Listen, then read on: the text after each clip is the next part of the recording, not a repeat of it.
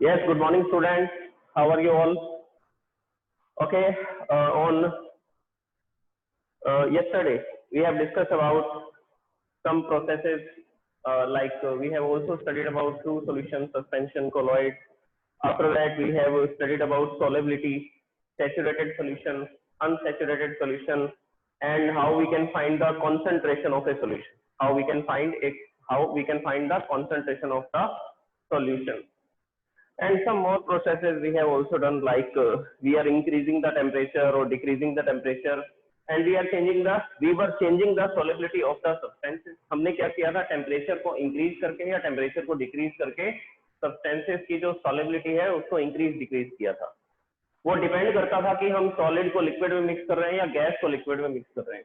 अगर आप सॉलिड को लिक्विड में मिक्स करते थे तो टेम्परेचर इंक्रीज करने से सॉलिबिलिटी इंक्रीज होती है, और अगर आप किसी गैस को लिक्विड में मिक्स करते हैं तो टेम्परेचर इंक्रीज करने से सॉलिबिलिटी डिक्रीज हो जाती है. ये स्टडी किया था हमने अभी तक. उसके अलावा प्रेशर के इफेक्ट भी देखे थे. अगर प्रेशर को इंक्रीज करते हैं या डिक्रीज करते हैं उससे सॉलिड की लिक्विड में जो सॉलिबिलिटी है उस पर कोई चेंज नहीं आता, वो अनअफेक्टेड रहती है. लेकिन अगर गैसेस को लिक्विड में मिक्स करते हैं और प्रेशर को इंक्रीज करते हैं तो सॉलिबिलिटी इंक्रीज हो जाती है. ठीक है, तो प्रेशर इंक्रीज करने से गैसेस की लिक्विड के अंदर जो सॉलिबिलिटी है that can be increase by increasing the pressure, और that can be decrease by decreasing the pressure. Okay, part of the chapter. देखिए, अभी तक चैप्टर में हमने सब्सटेंसेस को स्टडी किया था. Pure substances, impure substances. Pure substances की जो भी कैटेगरीज थी और इम्प्योर सब्सटेंसेस की जो भी कैटेगरीज थी वो हमने सारी डिस्कस कर ली. उसके साथ साथ हमने कुछ डेफिनेशंस भी पढ़ ली. कॉन्सेंट्रेशन कैसे फाइंड करते हैं, अनसैचुरेटेड और सैचुरेटेड सॉल्यूशंस क्या होते हैं, इसके अलावा सॉल्युबिलिटी क्या होती है और उसको कैसे चेंज किया जा सकता है. ओके, ये सब डेफिनेशंस थी, कुछ डेफिनेशंस थी. अब इसके बाद आएंगे सेपरेशन मेथड. तो सेपरेशन क्या प्रोसेस होती है, सेपरेशन क्या है? Separation is a process which is used to separate the components of a mixture. Component of a mixture. Mixture का मतलब है इम्प्योर सब्सटेंसेस के कंपोनेंट्स को आप अलग कर सकते हैं. इम्प्योर सब्सटेंसेस के कंपोनेंट्स को आप क्या कर सकते हैं? सेपरेट कर सकते हैं, अलग कर सकते हैं. ठीक है, प्योर सब्सटेंसेस के कंपोनेंट्स को अलग नहीं किया जा सकता. प्योर सब्सटेंसेस के कंपोनेंट्स को सेपरेट करने के लिए केमिकल रिएक्शंस की हेल्प लेनी पड़ती है. ओके, जैसे कि H2 होता है, H2 हाइड्रोजन गैस को बोलते हैं. अगर हमें इसको H सिंगल बॉन्ड H से लिखा जाता है, अगर हमें इन्हें सेपरेट करना है तो उसके लिए डिफरेंट प्रोसेसेस है. हम उनकी बात नहीं कर रहे हैं, हम बात कर रहे हैं इम्प्योर सब्सटेंसेस की. देखिए, यहाँ पर एक वर्ड लिखा गया मिक्सचर, और मिक्सचर को देखते ही आपके दिमाग में ये आना चाहिए कि इम्प्योर सब्सटेंसेस. इम्प्योर सब्सटेंसेस को मिलाकर के जो मिक्सचर बनेगा, हम उस मिक्सचर के कंपोनेंट्स को, मतलब उस मिक्सचर के सब्सटेंसेस को सेपरेट कर सकते हैं. किसकी हेल्प से? सेपरेशन मेथड की हेल्प से. So the definition is the process which is used to separate the components of a mixture. ये एक प्रोसेस है जिसमें हम लोग मिक्सचर के कंपोनेंट्स को, मतलब मिक्सचर के अंदर जो भी सब्सटेंसेस हैं उनको क्या कर सकते हैं? सेपरेट कर सकते हैं, and it is called separation method. Now we will discuss about the types of separation processes, और we can say that methods of separation. Methods of separation. I have written 10 names of the separation method. मैंने यहाँ पर 10 नाम लिखे हैं separation methods के, और one by one इनको डिस्कस करना. वन बाय वन इन सारे मेथड्स को मैं आपको एक्सप्लेन करूंगा. तो पहले आप इनके नाम समझ लीजिए क्या क्या होंगे. इवापोरेशन, इवापोरेशन का method. Next, centrifugation. Centrifugation one by one discuss करेंगे हम इनको. अभी आज हम इवापोरेशन डिस्कस करेंगे.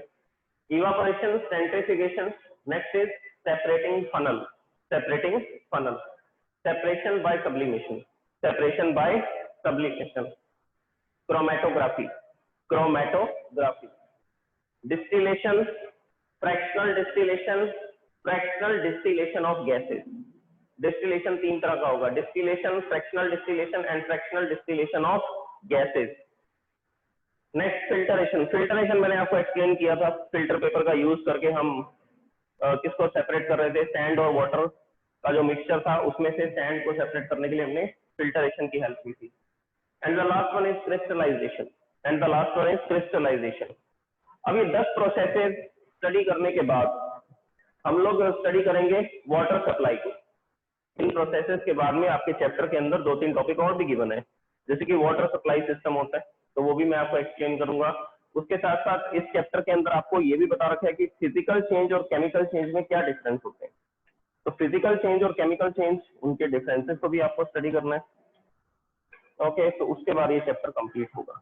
तो अभी हम लोग सेपरेशन मेथड पढ़ रहे हैं। सेपरेशन मेथड्स के बाद में आपको स्टडी करना पड़ेगा वाटर सप्लाई। वाटर सप्लाई के बाद में स्टडी करेंगे physical and chemical changes.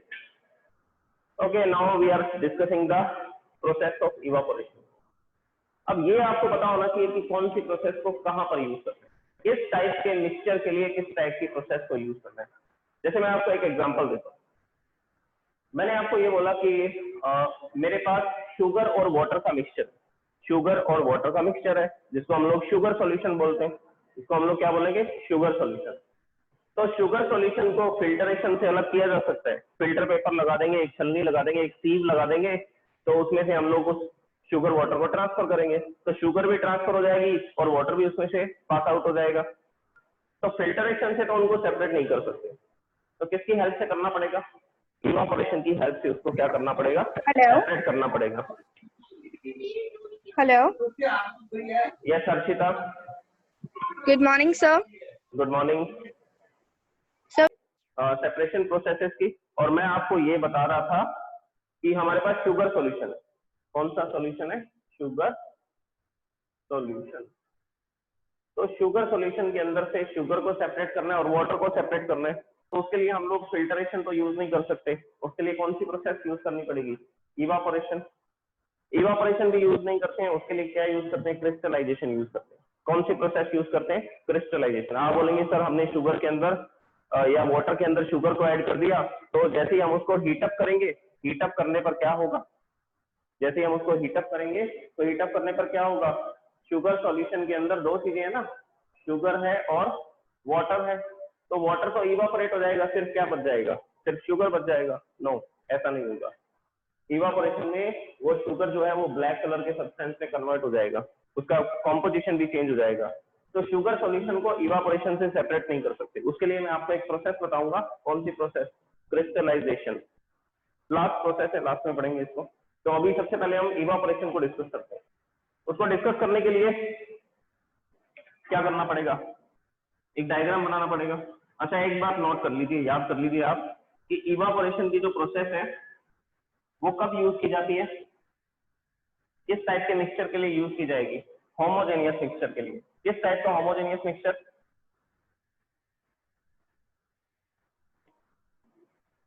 Not homogeneous, ये होमोजेनियस था शुगर सॉल्यूशन।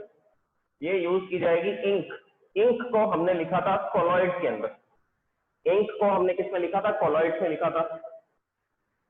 तो जो कोलॉइड्स होते हैं उनके मटेरियल को सेपरेट करने के लिए फिल्टरेशन प्रोसेस काम में नहीं आ सकती, क्योंकि जैसे कि मिल्क होता है वो भी फिल्टर पेपर के अंदर से क्या हो जाता है, पास आउट हो जाता है। तो हम लोग फिल्टरेशन करके मिल्क की कंपोनेंट्स को अलग नहीं कर सकते। इसी तरह से इंक था, इंक के अंदर क्या होता है, डाई होती है और वाटर होता है। तो उनको सेपरेट करने के लिए भी आप इवापोरेशन का मेथड ही यूज करेंगे। तो कोलॉइड के जो कंपोनेंट्स है, मतलब हेट्रोजेनियस मिक्सचर है, हेट्रोजेनियस मिक्सचर है। और किस टाइप का हेट्रोजेनियस मिक्सचर है, कोलॉइड। किस टाइप का हेट्रोजेनियस मिक्सचर है, कोलॉइड। तो कोलॉइड के कंपोनेंट्स को सेपरेट करने के लिए कौन सा कोलॉइड, सॉलिड इन लिक्विड। किस टाइप का कोलॉइड, सॉलिड इन लिक्विड, जिसको हमने सोल लिखा था, sol. Sol was the type of colloid. ये कोलॉइड का टाइप था। सोल का मतलब क्या था कि सॉलिड पार्टिकल्स को किस में मिक्स किया जा रहा है, सॉलिड पार्टिकल्स को लिक्विड में मिक्स किया जा रहा है। कोलॉइड, कोलॉइड के अंदर भी कौन सा टाइप है, सोल। सोल का मतलब था कि सॉलिड को लिक्विड में मिक्स किया गया। और कोलॉइड किस टाइप का मिक्सचर है, कोलॉइड किस टाइप का मिक्सचर है, हेट्रोजेनियस। तो हेट्रोजेनियस मिक्सचर मतलब कि कोलॉइड, कोलॉइड मतलब कि सोल, इसको सेपरेट करने के लिए इवापोरेशन का यूज किया जाता है। जिसमें फिल्टरेशन काम नहीं आ रहा उसमें क्या यूज करेंगे, उसमें इवापोरेशन यूज करेंगे। तो मैं आपको इंक के बारे में ही बताता हूँ कि इंक के कंपोनेंट को, या मतलब कि जो इंक है वो किसका मिक्सचर है, क्या बताया था मैंने आपको, डाई और वाटर का मिक्सचर। तो उसके लिए हम किसको यूज करेंगे, उसके लिए हम इवापोरेशन प्रोसेस को यूज करेंगे। Okay, evaporation. Now I will make the diagram. अब मैं इसका डायग्राम बनाता हूँ। सर रिकॉर्डिंग पॉज कीजिए। See now this is the diagram for the process of evaporation. देखिए हम लोग इंक के कंपोनेंट्स को सेपरेट करना चाहते हैं। इंक के कंपोनेंट को सेपरेट करने के लिए देखिए क्या प्रोसेस करेंगे। जो इंक है सबसे पहले उसको समझ लीजिए वो क्या है, वो एक कोलॉइड है। किस टाइप का कोलॉइड है? सोल। ये किस टाइप का कोलॉइड है? सोल। या आप ये बोल सकते हैं कि ये जो इंक है ये एक heterogeneous mixture, it is A heterogeneous mixture, ये भी बोला जा सकता है। अब इंक के कंपोनेंट्स क्या होते हैं? इंक के कंपोनेंट्स होते हैं डाई एंड वाटर। जो डाई है वो तो सॉलिड होता है, पाउडर होता है। किस फॉर्म में मिलेगा आपको? पाउडर की फॉर्म में। जैसे कि कुछ लीव्स को सुखा करके ड्राई अप करके उसका पाउडर बना लेते हैं।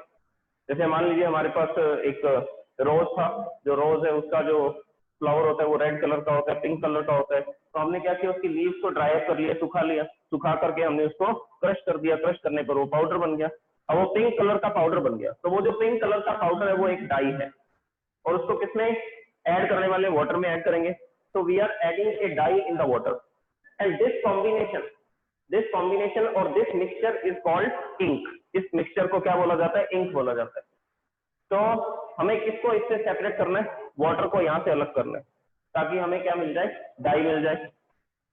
तो ऐसा करने के लिए देखिए ये चाइना डिश लेंगे। चाइना डिश किसका बना होता है? चाइना डिश बना होता है सिरेमिक का।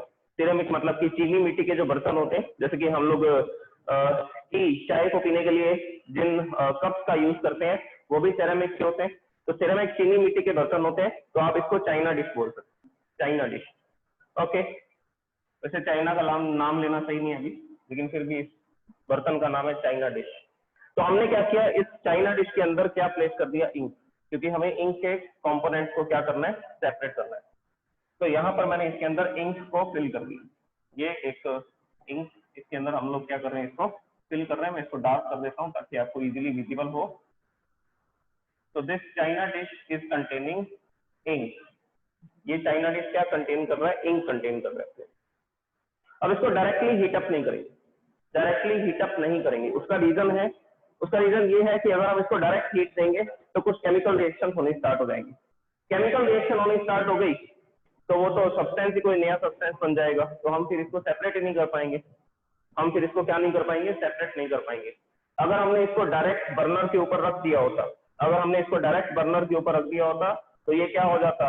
ये इतनी हीट एनर्जी गेन कर लेता कि कुछ केमिकल रिएक्शन होती और केमिकल रिएक्शन के बाद नए सब्सटेंस बन जाते। लेकिन ये जो मिक्सचर बना था ये तो फिजिकल मिक्सचर है ना। डाई और वाटर, इन दोनों को फिजिकली मिक्सअप किया गया, केमिकली थोड़ी मिक्सअप किया गया। फिजिकली मिक्सअप किया गया है तो फिजिकल प्रोसेस से अलग करना पड़ेगा। तो डायरेक्ट हीट इसको नहीं दे सकते। शुगर सॉल्यूशन में भी ऐसा ही है। होमोजेनियस मिक्सचर है तो शुगर सॉल्यूशन ट्रू सॉल्यूशन है, कंप्लीटली मिक्सअप हो जाती है। तो शुगर सॉल्यूशन के अंदर भी उसको डायरेक्ट हीट नहीं कर सकते। डायरेक्ट हीटअप करेंगे तो ब्लैक कलर के सब्सटेंस में कन्वर्ट हो जाएगा, केमिकल रिएक्शन हो जाएगी, नया सब्सटेंस बन जाएगा। एनीवेज, तो ये जो मैंने अरेंजमेंट लगाया ये किसके लिए लगाया है? तो हम इसके लिए एक वर्ड यूज करते हैं, वाटर बाथ। क्या वर्ड यूज करते हैं? Water bath. वाटर से हीटअप करेंगे हम चाइना डिश को। डायरेक्टली इसको बर्नर के ऊपर नहीं रखा गया। हम इस चाइना डिश को किससे गर्म करने वाले हैं? हम वाटर से इसको गर्म करेंगे। कैसे गर्म करेंगे? अब गर्म करने के लिए क्या करेंगे? ये ट्राइपॉड स्टैंड के नीचे जो बर्नर लगा हुआ है, इस बर्नर को यहाँ से नॉब से स्टार्ट करेंगे। जैसे स्टार्ट करेंगे यहाँ से फ्लेम्स आनी स्टार्ट हो जाएंगी। ये ऐसा फ्लेम्स आएंगी। अब ये जो फ्लेम्स आ रही हैं इससे क्या होगा? इससे ये बीकर गर्म होगा। बीकर के अंदर जो वाटर है वो बॉयल होना स्टार्ट हो जाएगा, उसको हीट एनर्जी मिलेगी। अगर वाटर को हीट एनर्जी मिलेगी तो ये वाटर किसमें कन्वर्ट होना स्टार्ट हो जाएगा? तो ये वाटर स्टीम में कन्वर्ट होना स्टार्ट हो जाएगा। तो इस तरह से स्टीम जो है वो राइज होगी, ऊपर की तरफ उठेगी। ठीक है, when we will heat up the water using a burner, then water will convert into the steam through the boiling process. ये boil होगा, boil होने के बाद it will convert to the steam and this steam will rise and it will touch the china dish. After that, this china dish will heat up using this steam, not the direct flame of the burner.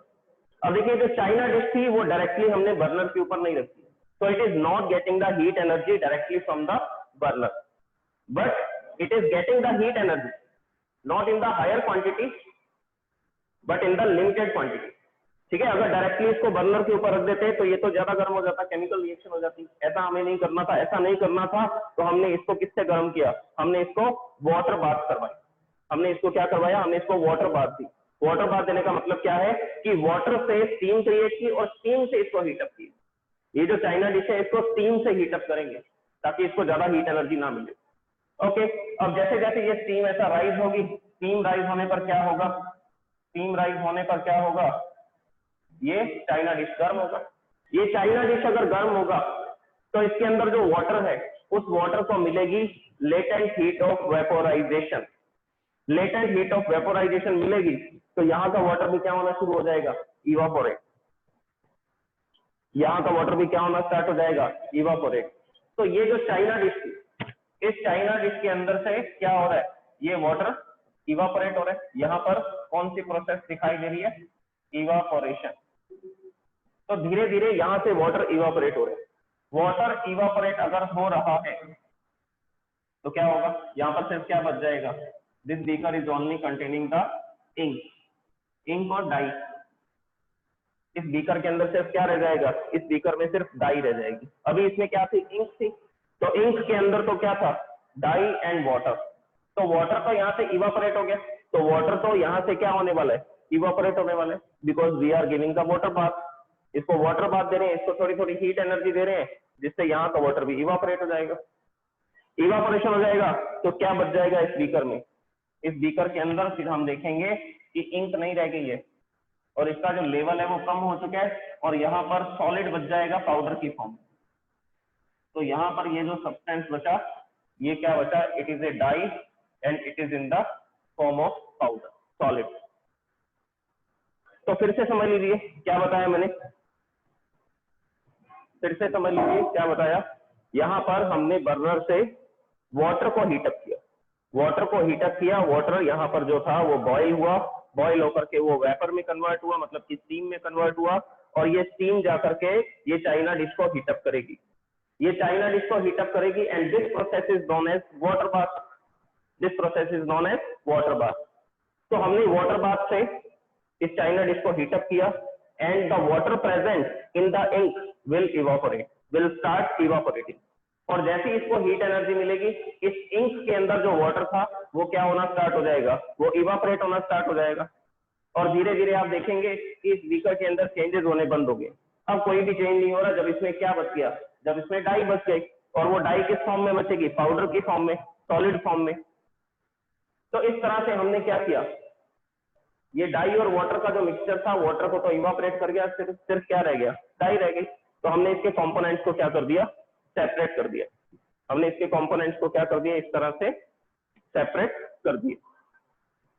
Okay, तो ये first process थी जिसमें हमने ये देखा कि evaporation की process किस तरह से वर्क करती है।